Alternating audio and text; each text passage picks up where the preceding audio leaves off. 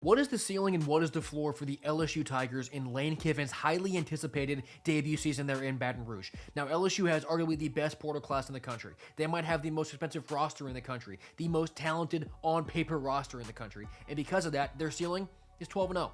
If Sam Levitt works out, if he's totally healthy and he is locked into that scheme, if all of those receivers mesh in incredibly well, and all of their talent on defense in that D-line and their secondary health holds up, LSU, there's not a single game they can't win because of how much pure firepower is there on their roster. But the floor, let's say Sam Levitt's injury concerns and missing spring camp do come to fruition.